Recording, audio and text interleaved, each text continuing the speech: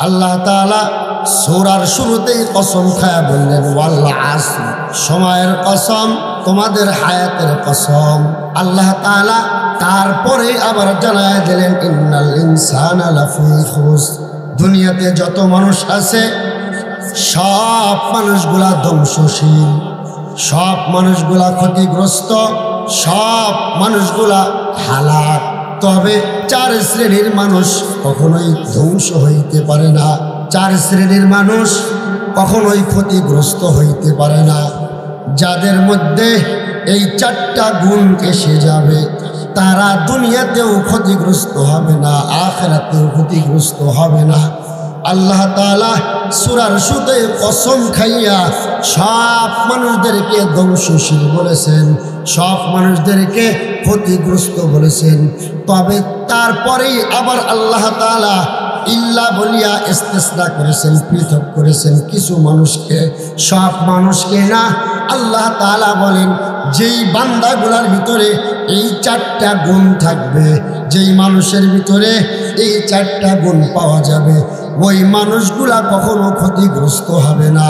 আল্লাহ তাআলা বলেন ইল্লাল্লাযীনা আমানু ওয়া আমিলুস সালিহাত ওয়া তাওয়াসাউ বিল হাক্কি ওয়া তাওয়াসাউ বিস সাবর। এই চার গুণওয়ালা মানুষ যারা হবে তারা দুনিয়াতেও ক্ষতিগ্রস্ত হবে না, আখিরাতেও ক্ষতিগ্রস্ত হবে না। এক নম্বরে আমার আল্লাহ তাআলা বান্দাকে জানা দেয়, বান্দা ইল্লাল্লাযীনা আমানু, যারা ঈমান আনবে আল্লাহ তাআলার উপরে, শিরিক মুক্ত ঈমান যেই বান্দাগুলা আল্লাহ তাআলার উপর আনবে, এই বান্দাগুলা দুনিয়াতেও ক্ষতিগ্রস্ত হবে না, এই বান্দাগুলা আখিরাতেও ক্ষতিগ্রস্ত হবে না। ঈমান আনতে হবে একেবারেই শিরিক মুক্ত ঈমান, আল্লাহ তাআলার উপর, আল্লাহকে এক জানিয়া আল্লাহর উপর ঈমান আনতে হবে। যে আল্লাহর উপর ঈমান আনার পাশাপাশি যদি কেউ অন্য কারো প্রতি ঈমান রাখে, যেমন মনে করেন সন্তান দেয় হইল আল্লাহ, এখন যদি আমার আল্লাহর সাথে তার পীর বাবা কেউ অ্যাড করে যে পীর বাবাও সন্তান দিতে পারে, কয় তার এই ঈমানটা শিরিক মুক্ত না, বরং তার এই ঈমানটা হবে শিরিক যুক্ত।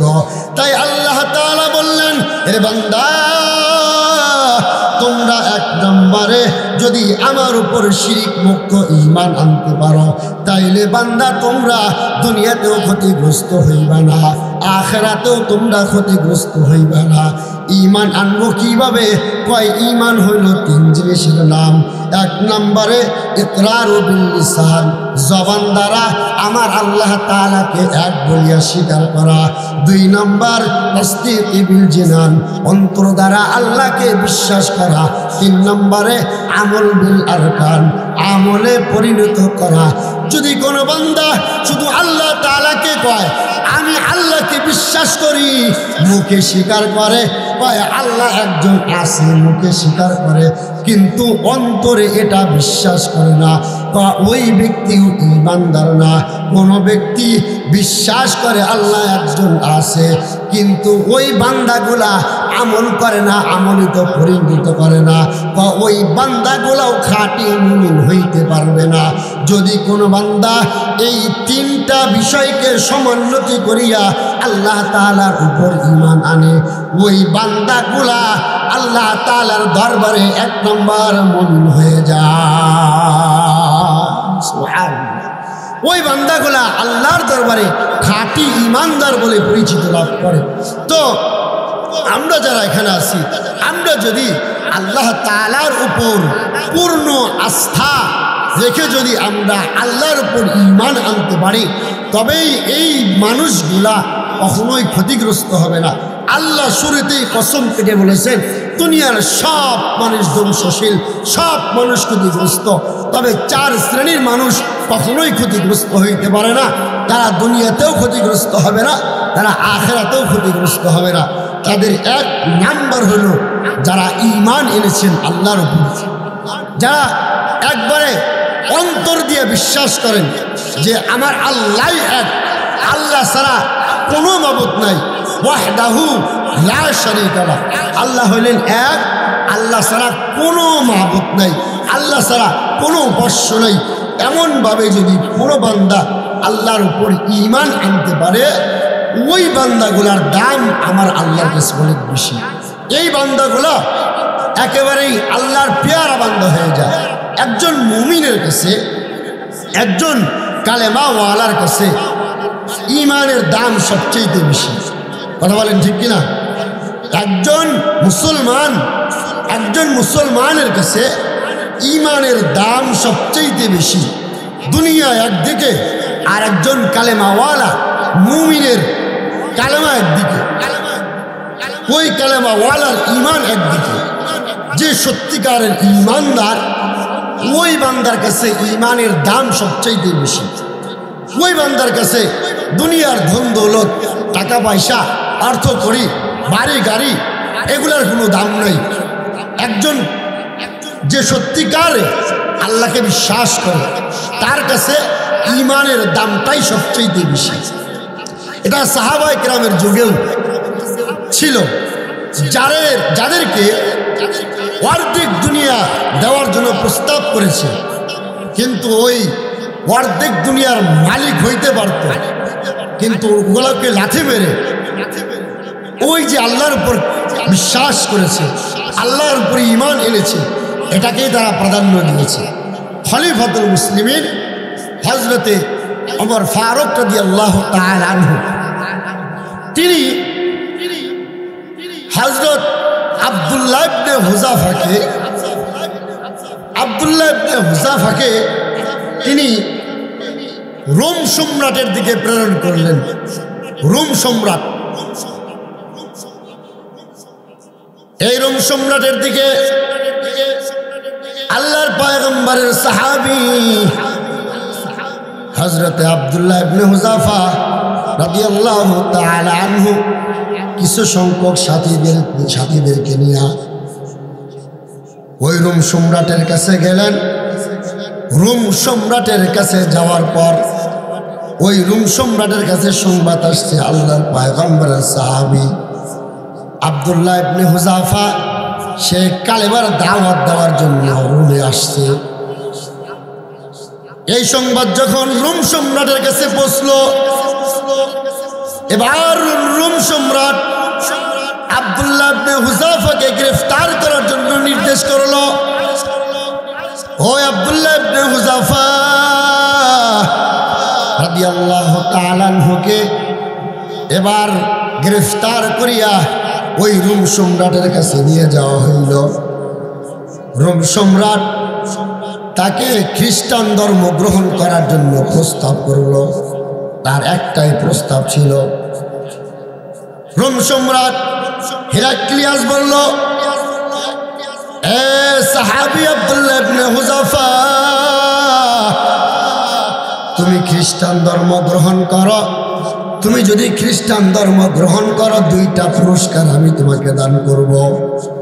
এক নম্বরে পুরস্কার, আমার এই রাজ্যের অর্ধেক আমি তোমার নামে লিখে দিব। দুই নম্বর পুরস্কার, আমার রাজকন্যাকে আমি তোমার সাথে বিবাহ দিব। আল্লাহর পয়গম্বরের সাহাবী হযরত আব্দুল্লাহ ইবনে হুযাফা রাদিয়াল্লাহু তাআলা আনহু, তিনি ওই রোম সম্রাটের এমন প্রস্তাবের জবাবে আব্দুল্লাহ ইবনে হুযাফা রাদিয়াল্লাহু তাআলা আনহু দীপ্ত কণ্ঠে বললেন, ইয়া হিরাকলু, লাউ উরিজাত আলাইয়া দুনিয়া কুল্লুহা আন আতরুকা দীনা মুহাম্মাদিন সাল্লাল্লাহু আলাইহি ওয়াসাল্লাম লাম আতরুকুহু। আব্দুল্লাহ ইবনে হুযাফা বলল, হে রোম সম্রাট, ভালো করিয়া শুনো, তুমি যদি অর্ধেক দুনিয়া কেন, তুমি যদি পুরা দুনিয়াটাও আমার নামে লিখে দাও, আমি আব্দুল্লাহ ইবনে হুযাফা মুহাম্মাদের যেই ধর্ম আমি গ্রহণ করেছি, আদর্শ যেটা আমি গ্রহণ করেছি, ওই আদর্শকে আমি আমি এক বিন্দু পরিমাণও আমি মুহাম্মাদের আদর্শ ছাড়তে পারবো না, আমি মুহাম্মাদের ধর্মকে ত্যাগ করতে পারবো না, আমি ওই কালেমাকে আমি আর ছাড়তে পারবো না। এইবার রোম সম্রাট ওই আব্দুল্লাহ ইবনে হুযাফা রাদিয়াল্লাহু তাআলা আনহুকে এবার ফাঁসির কাস্টে ঝুলানোর জন্য আদেশ করলো। ওই আব্দুল্লাহ ইবনে হুযাফা রাদিয়াল্লাহু তাআলা আনহুকে এবার ফাঁসির কাস্টে ঝুলাবে। ঠিক ওই মুহূর্তে আব্দুল্লাহ ইবনে হুযাফার মুখের ভিতরে হাসি দেখা যায়, কোনো টেনশন নাই, কোনো পেরেশানি, কোনো চাপ নাই। এবার রোম সম্রাট বলল, এ আব্দুল্লাহ, তোমার মুখে কেন হাসি দেখা যায়?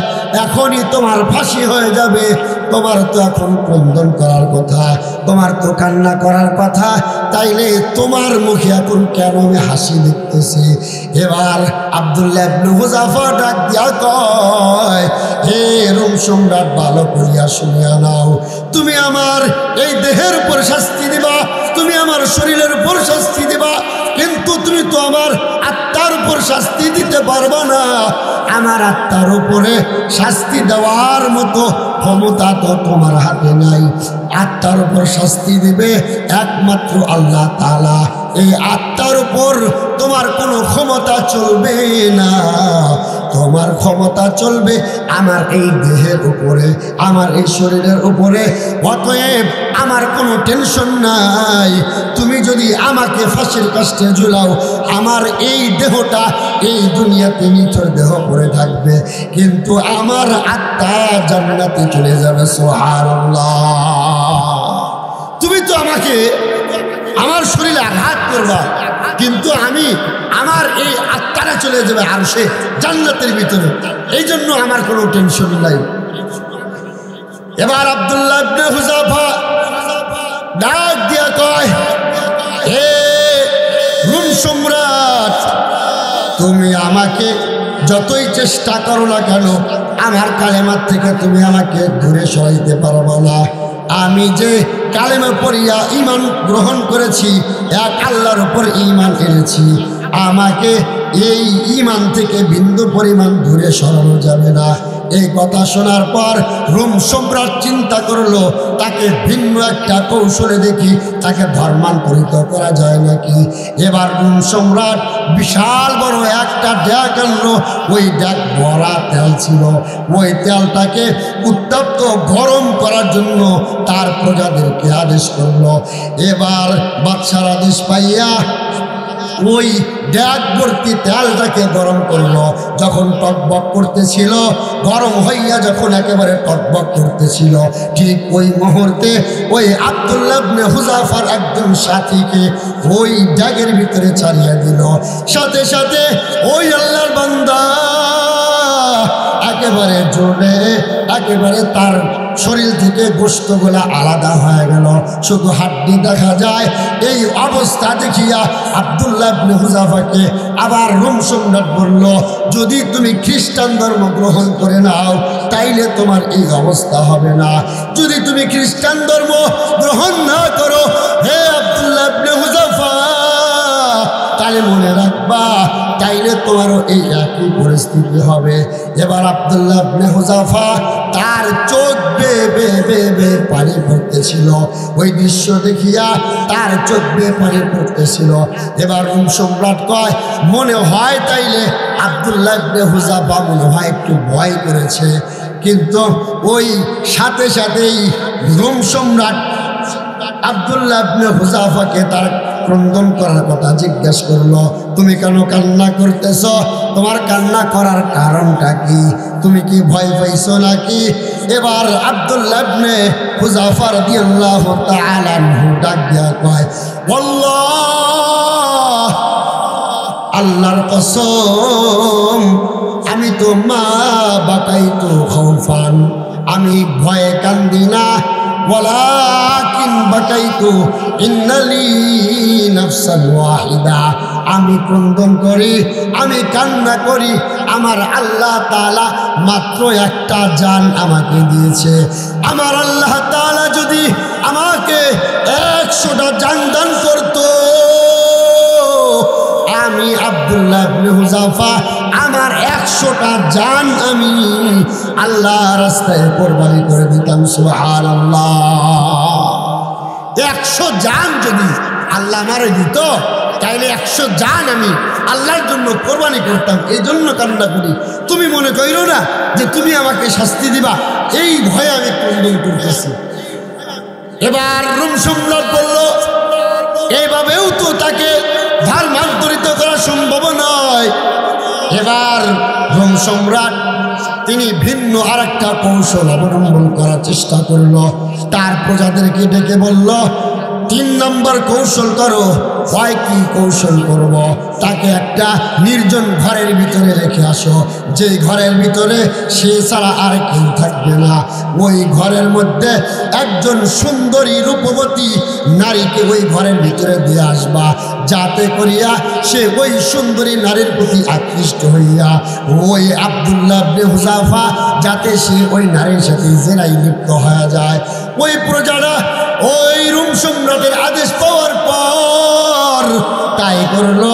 ওই আব্দুল্লাহ ইবনে হুযায়ফাকে নির্জন একটা ঘরের মধ্যে রেখা একটা সুন্দরী নারীকে ওই ঘরের ভিতরে দিয়ে আসলো।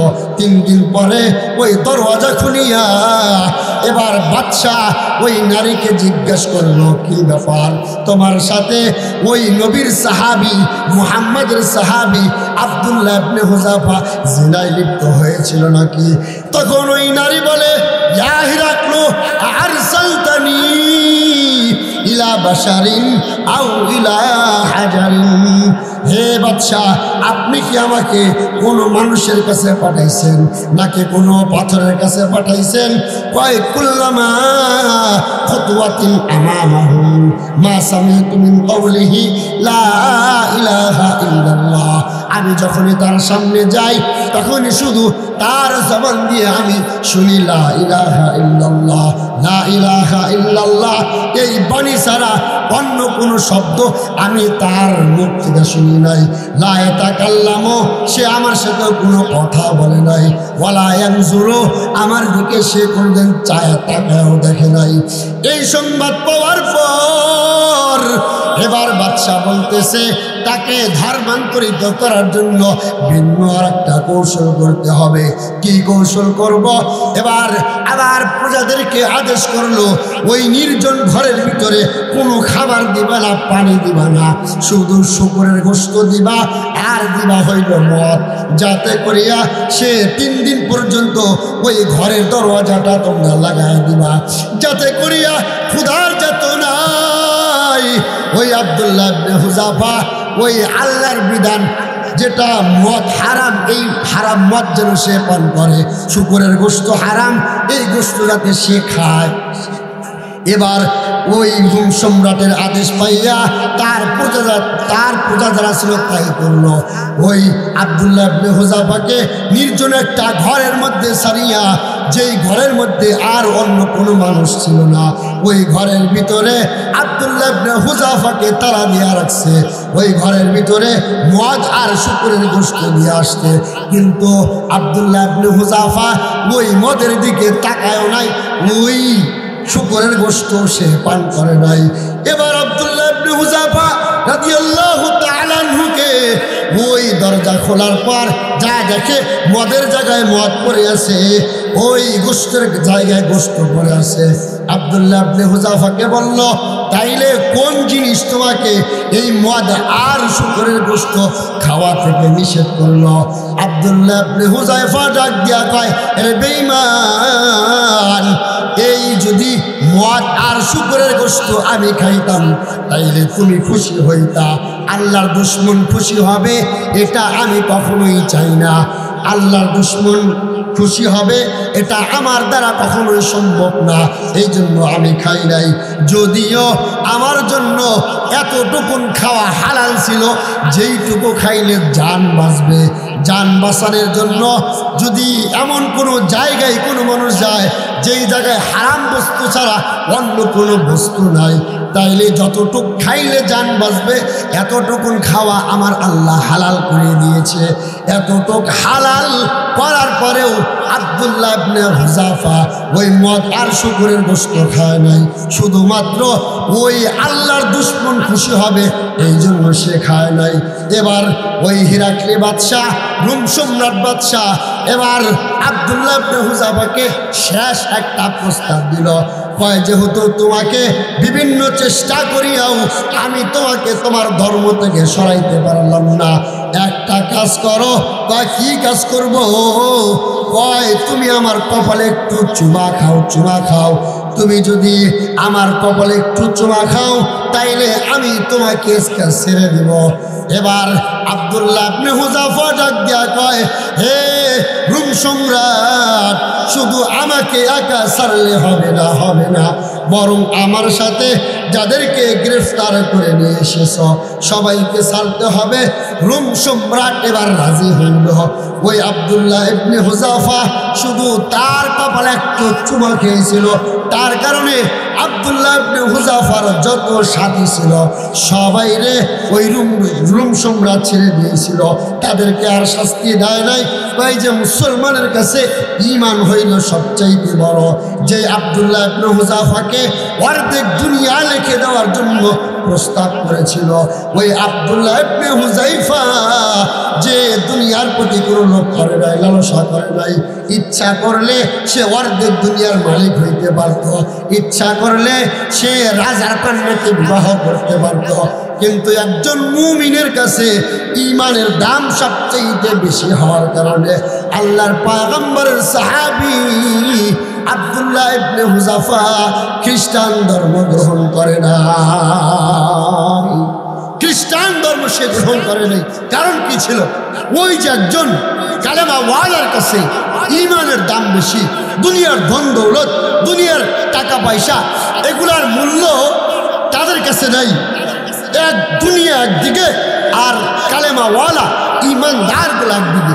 এজন্য আল্লাহ বললেন ইল্লাল্লাযীনা আমানু, যারা আল্লাহর উপর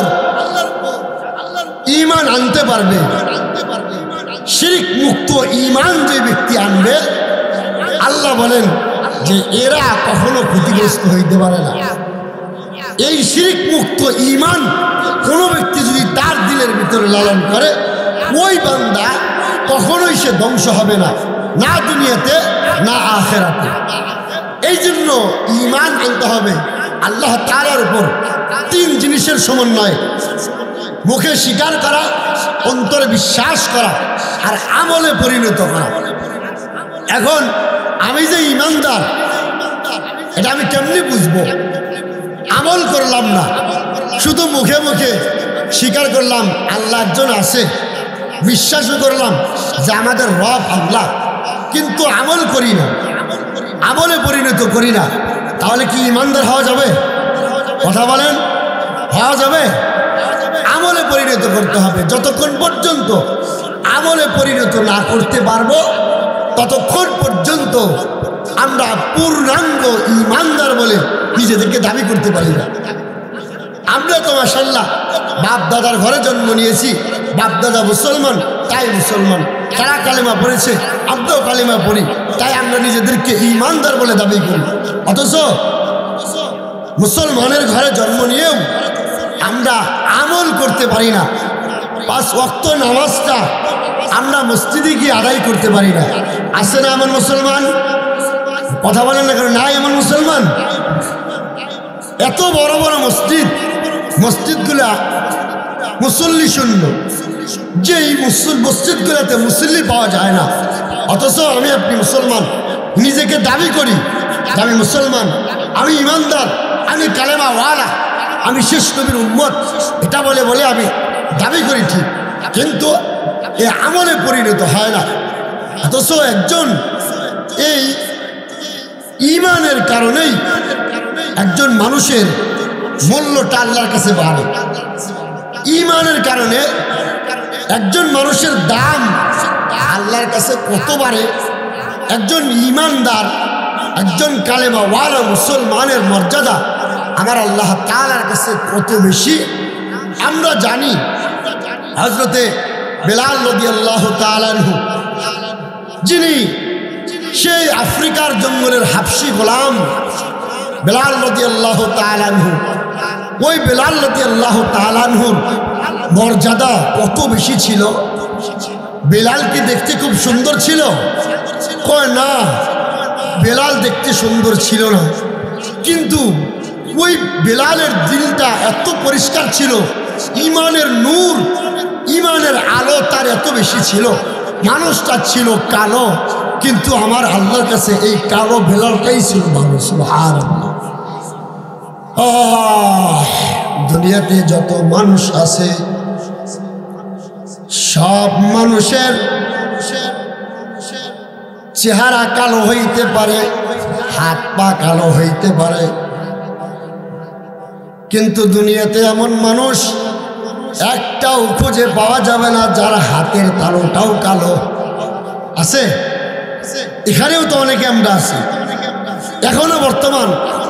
আফ্রিকার মুসলমান, নাইজেরিয়ার মুসলমান, সোমালিয়ার মুসলমান যারা, এরাও কত কালো, কিন্তু সবার হাতের তালুটা কিন্তু ফর্সা।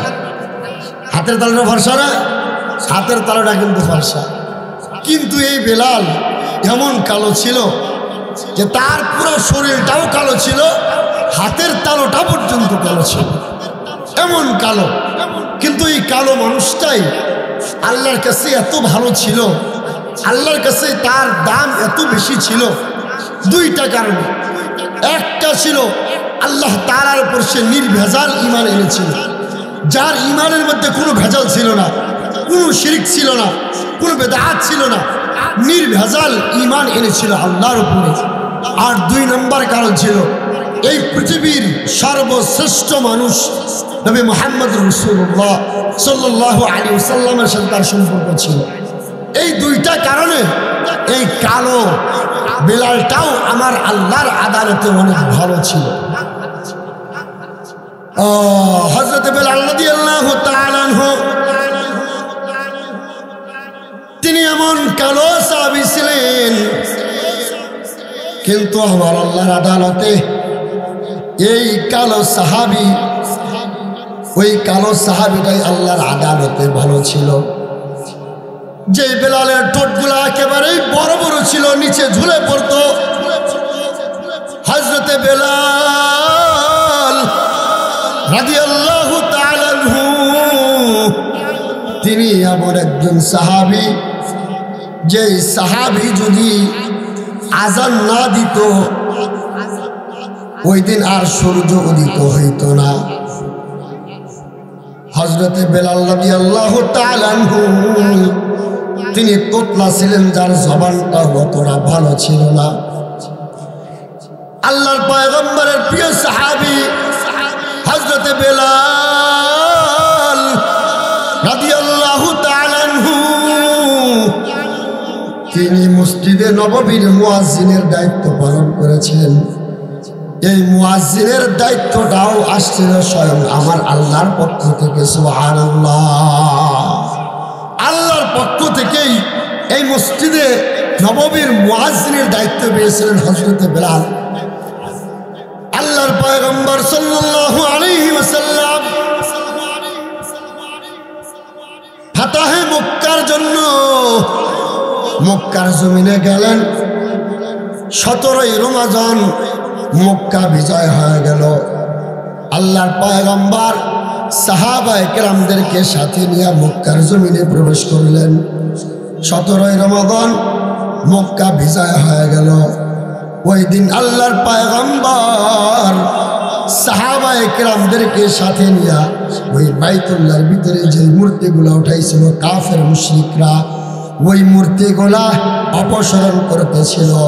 আল্লাহর পয়গম্বর সাল্লাল্লাহু আলাইহি ওয়াসাল্লাম নিজের হাতে ওই মূর্তিগুলা ভাঙতেছিলেন।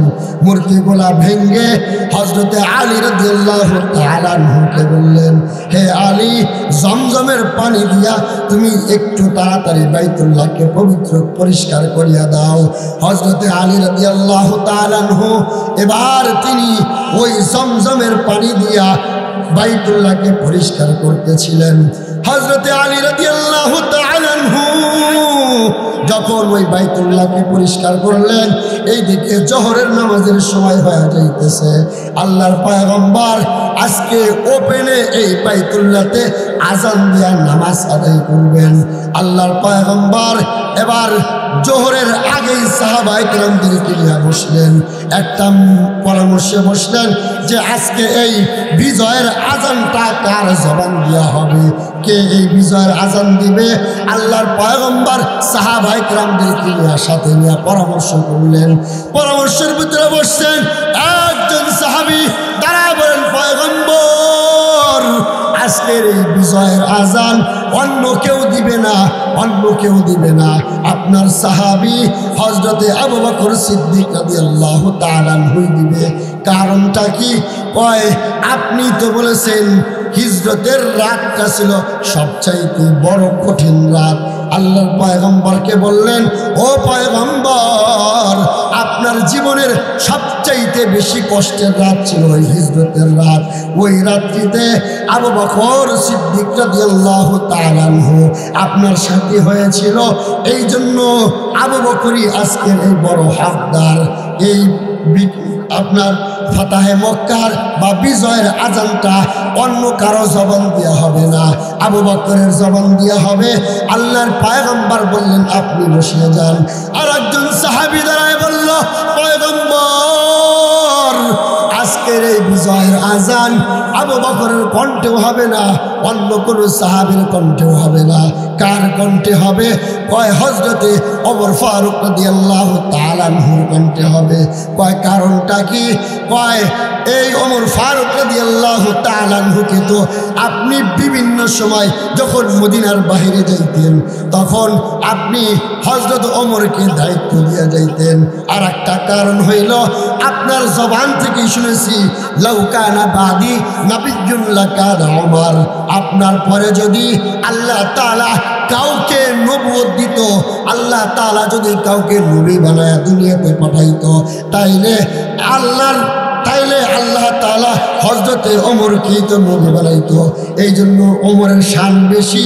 আজকে এই মক্কা বিজয়ের আজানটা হযরত ওমরের কণ্ঠেই হবে। আল্লাহর পয়গম্বর বললেন, আপনিও বসিয়া যান। আর একজন সাহাবী দাঁড়ায় বলল, পয়গম্বর আজকের এই মক্কার বিজয়ের আজান আবু বকরের কণ্ঠে হবে না, হযরতে ওমর ফারুকের কণ্ঠেও হবে না।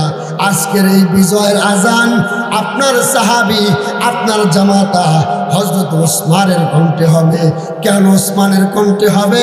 কারণ আপনি তো বলেছেন, লিকুল্লি নাবিয়্যিন রফিকুন ওয়া রফিকু ইয়ানি ফিল জান্নাতি ওসমানা। আপনি তো বলেছেন প্রত্যেকটা নবীর জন্য জান্নাতে করে জান্নাতে একজন সাথী থাকবে, আপনার সাথী হবে ওই আপনার জামাতা, আপনার দুই মেয়ের জামাই হযরত ওসমান। অতএব ওসমানের কণ্ঠে আজকে এই বিজয়ের আজান হবে। আল্লাহর নবী বললেন, আপনিও বসে যান। পয়গম্বর আর একজন সাহাবীর থেকে পরামর্শ নিলেন। আল্লাহর পয়গম্বরের আর একজন সাহাবী দাঁড়ায় বললেন, আপনার আজকের এই বিজয়ের আজানটা হযরত আলীর কণ্ঠে হবে। কেন আলীর কণ্ঠে হবে? কয়, আপনি যখন ওই মক্কা থেকে হিজরত করিয়া মদিনায় চলে আসছিলেন, ওই তখন আপনি আপনার জায়গায় হযরতে আলীকে শুয়ায় আসছিলেন। এই জন্য আজকে আলীর কণ্ঠেই আজকের এই বিজয়ের আজানটা হবে। আল্লাহর পয়গম্বর সাহাবায়ে কেরামের থেকে পরামর্শ নিলেন। এবার সিদ্ধান্ত আসবে আমার আল্লাহ তাআলার পক্ষ থেকে। এদিক দিয়ে নামাজের সময় হইতেছে, আজানের সময় কাছাকাছি হয়ে এসেছে। এবার আল্লাহর পয়গম্বর চিন্তিত অবস্থায় আছেন। আল্লাহর পয়গম্বর চিন্তিত অবস্থায় বসে আছেন। এবার জিবরিল আমিন এসে আল্লাহর পয়গম্বরকে জানা দেয়, ও পয়গম্বর আপনি টেনশন করবেন না, আপনি চিন্তিত হইবেন না। আজকের এই বিজয়ের আজানটা আমার আল্লাহ তাআলা কার জবান দিয়ে বের করবেন এটার সিদ্ধান্ত আল্লাহ জানায় দিয়েছে। আজকের এই বিজয়ের আজানটা হযরতে আবু বকরের কণ্ঠেও হবে না, ওমরের কণ্ঠেও হবে না, ওসমানের কণ্ঠেও হবে না, আলীর কণ্ঠেও হবে না। আজকের এই বিজয়ের আজান ওই আপনার কালো সাহাবী, ওই আফ্রিকার জঙ্গলের ওই হাবশী গোলাম, ওই হযরত বিলাল রাদিয়াল্লাহু তাআলা আনহুর কণ্ঠে হবে। আল্লাহর পয়গম্বর এবার হযরতে বিলাল রাদিয়াল্লাহু তাআলা আনহুকে বললেন, এরে বিলাল, আয় আয় আয়, তোর কপালটা না কত ভালো, আমার আল্লাহ তাআলা তোকে আজান দেওয়ার জন্য সিদ্ধান্ত দিয়েছে। এবার হযরতে বিলাল রাদিয়াল্লাহু তাআলা আনহু তিনি বিজয়ের আজানটা দিলেন। হযরতে বিলাল রাদিয়াল্লাহু তাআলা আনহু তিনি এবার বিজয়ের আজানটা দিয়া আল্লাহর পয়গম্বর ওপেনে নামাজ পড়লেন। তারপরে থেকেই হযরতে বিলাল রাদিয়াল্লাহু তাআলা আনহু ওই মসজিদে নববীর মুয়াজ্জিনের দায়িত্ব পালন করেছেন।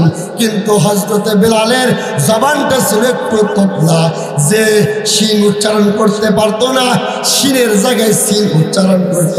সাহাবায়ে কেরাম একদিন বলল, ও পয়গম্বর, হযরতে বিলালের আজানটা তো এতটা সহি শুদ্ধ হয় না, তাইলে অন্য একজন সাহাবীকে আপনি মসজিদে নববীর মুয়াজ্জিন নির্ধারণ করিয়া দেন।